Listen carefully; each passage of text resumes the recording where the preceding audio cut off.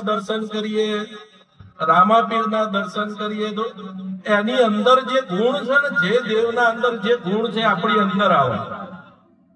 ઘણા નથી મેલડીમાં ભગત હતા એ કપડા કાળા જ પહેરે, એવા જ વિચારો આવે. એમ દ્વારકાધીશ હોય, રામાપીર હોય, જે દેવના આપણે દર્શન કરીએ નિત્ય એના ગુણ આપણી અંદર આવે. એટલે ભક્તિ છે ને પછી બાળપણમાંથી જવાનીમાં આવે. જવાનીમાં કઈ રીતે આવે?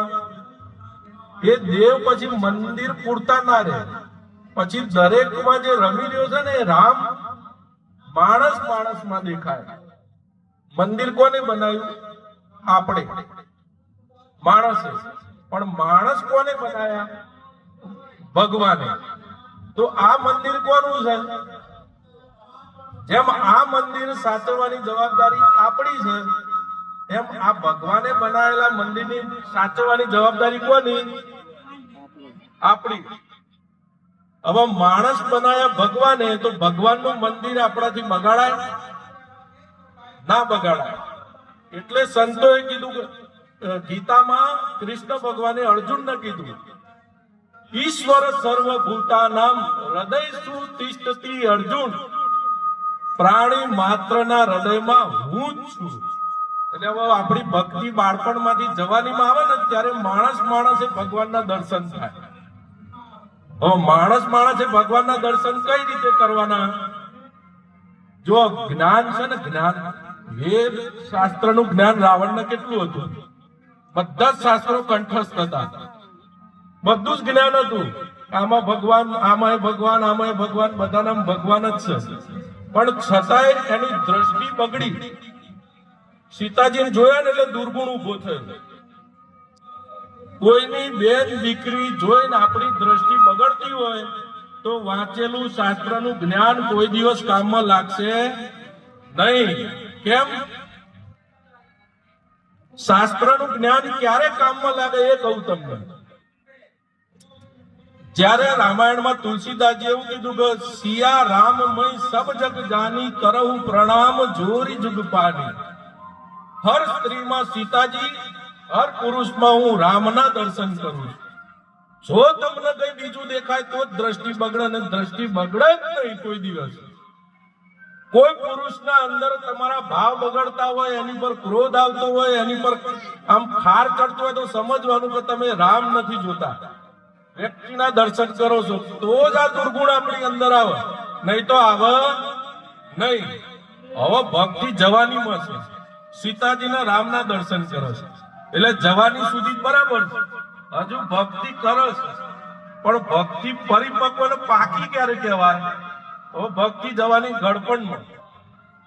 હવે ગડપણમાં ભક્તિ જાય ને એટલે જેના હું દર્શન કરતો હતો ને એ ભગવાનના દર્શન પોતાનામાં જ થઈ જાય.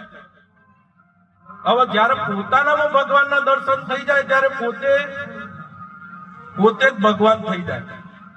હવે હું મટી ગયો.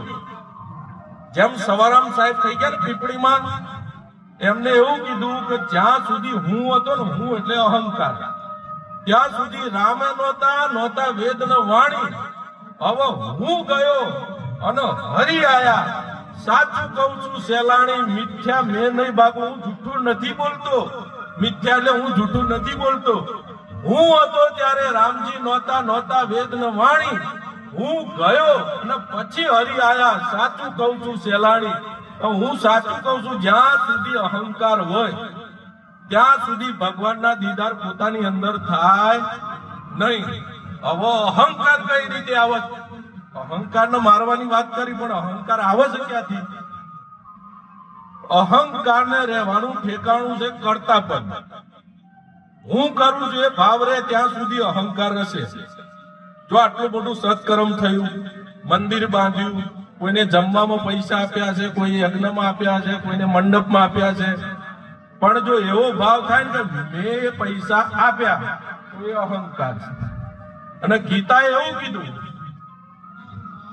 સતાર સાહેબ એવું કીધું, ગીતાએ એવું કીધું, અહંકાર વિમૂઢાત્મા કરતા અહમ ઇતિ મન્યતે. ગીતાએ એવું કીધું કે જે એવું માને છે કે મેં કર્યું એ માણસ અહંકારી છે. તો કોણે કર્યું? ભગવાને જે શક્તિ મને આપી હતી એ શક્તિનો સદુપયોગ કર્યો એટલે આ બધું કરતા હરતા કોણ છે?